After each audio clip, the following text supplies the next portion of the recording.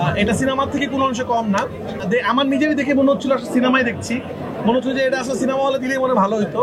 এটা তো দেশের ব্ল্যাক মানি নিয়ে তৈরি করছি ছবি গল্প, যেহেতু অডিয়েন্স এখনো দেখে নাই, আপনারা একটু স্পেশাল আগে দেখে ফেললেন। আমরা রিলিজের একটু আগে, সাধারণত প্রিমিয়ার কি হয় রিলিজের দিন হয়, কিন্তু আমরা একটু কিন্তু রিলিজের অনেকদিন আগে প্রিমিয়ারটা করলাম, এটা একটা সারপ্রাইজ। তো এই জন্য গল্প খুব একটা রিভিল করতে পারছি না। এতটুকু বলবো, হলে আমার নিজেরই দেখে মনে হচ্ছিল সিনেমাই দেখছি, মনে হচ্ছে যে এটা আসলে সিনেমা হলে দিলে মনে ভালো হতো।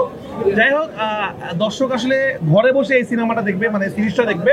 এটা 4টা পর্ব, 4টা পর্বে বঙ্গে রিলিজ হবে 2 তারিখে, জানুয়ারি 2 তারিখ, নতুন বছরের। এটা আমার দর্শকদের জন্য আমার একটা উপহার। আমার দর্শকরা তুফানের পর থেকে আমার কাছে সিনেমা যাচ্ছিল, সিনেমা কই, যেহেতু সিনেমা বানাতে একটু সময় লাগে, এর আগে আমি দর্শকদেরকে একটা সিরিজ গিফট করলাম, যেটা কাইন্ড অফ সিনেমা, আপনারা তো দেখেছেনই। এটা সিনেমা থেকে কোনো অংশে কম না। তো যে রেসপন্স দেখলাম অডিয়েন্সের, আই হোপ এটা সবার পছন্দ হবে এবং সবার ভালো লাগবে। আর দর্শকদেরকে বলবো, নতুন বছরে আপনারা মাত্র 30 টাকা দিয়ে দেখে ফেলুন ব্ল্যাক মানি।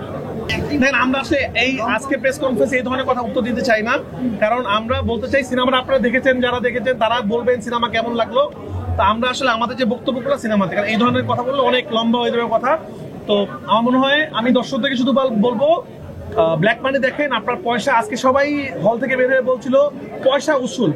তো আমি বলবো 30 টাকার দিয়ে দেখা আপনার মনে হবে এটা 30 টাকা না, আরো বেশি টাকা দেওয়া উচিত, এতটুকু বলবো, আমি গ্যারান্টি দিয়ে বলতে পারছি। তো ব্ল্যাক মানি দেখুন বঙ্গতে। ধন্যবাদ।